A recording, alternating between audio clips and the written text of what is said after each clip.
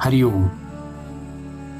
राजा जनक आणि सर्वज्ञानी श्री अष्टावक्र यांचा ज्ञानसंवाद. अष्टावक्र गीता, अध्याय 17, श्लोक 5. बुभुक्षेरिह संसारे मुमुक्षुरपि दृश्यते भोगमोक्ष निराकांक्षी विरलो हि महाशयः. अनुवाद. या जगात भोगाची इच्छा असणारे व मोक्षाची इच्छा असणारे असे दोन्ही प्रकारचे पुरुष आढळतात. पण भोग व मोक्ष या दोघांबद्दल निराकांक्षी असणारा माणूस दुर्मिळच. विवेचन. जेव्हा चित्तातील सर्व इच्छा शांत होतात तेव्हाच चित्त शांत होते. वासनेमुळेच मनात तरंग निर्माण होतात. ही तरंगरूपी अशांतता मोक्ष मार्गातली अडचण आहे. हे तरंग, ह्या लाटा विषय वासनेमुळे निर्माण झाले आहे, तर मोक्ष मार्गात बाधा आहेत व खुद्द मोक्षाचाच इच्छेमुळे निर्माण झालेल्या तरी सुद्धा बाधा आहेत. जो मोक्षाची इच्छा बाळगतो त्यासाठी चिंताग्रस्त राहतो, मोक्षासाठी प्रयत्न करतो, त्याचे मन अशांतच राहते. ही अशांती मोक्षाला बाधक असते. संसारी माणूस नेहमीच आशा, आकांक्षा, वासना, इच्छा यातच रमलेला असतो. कधी त्याला भोगाची इच्छा होते तर कधी मोक्षाची. परंतु त्याला हे रहस्यच माहीत नसते की अशी इच्छा होत हीच मोक्ष मार्गातली बाधा आहे. सर्व साधू संत संसाराचा त्याग करण्याचा उपदेश करतात. खाणेपिणे सोडण्यास सांगतात. उत्तम वस्त्रे, फार काय घरदार सुद्धा सोडायला सांगतात.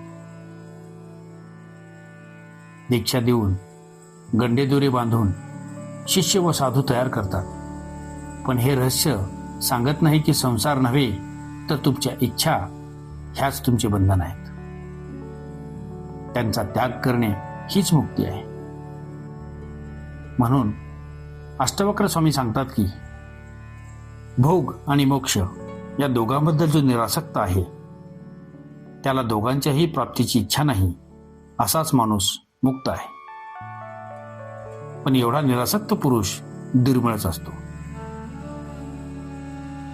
केवळ आत्मज्ञानीच ह्या स्थितीला पोहोचतो.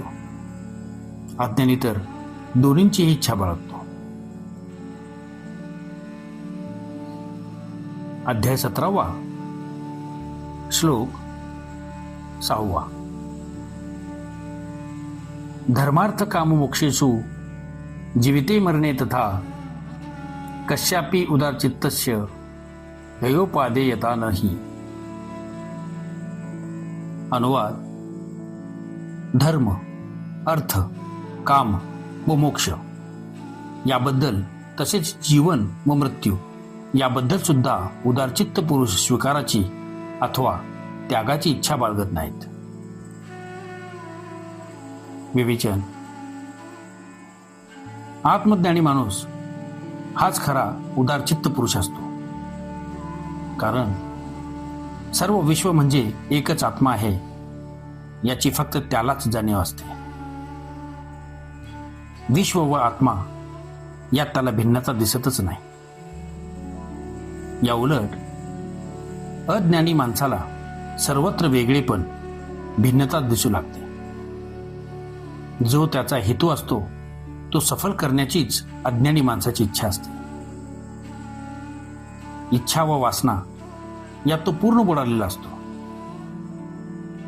अज्ञानी माणूस सर्व गोष्टी या स्वीकारणीय किंवा त्याज्य ह्यापैकी एका गटात घालतो व त्याबद्दल आसक्ती किंवा भय बाळगतो.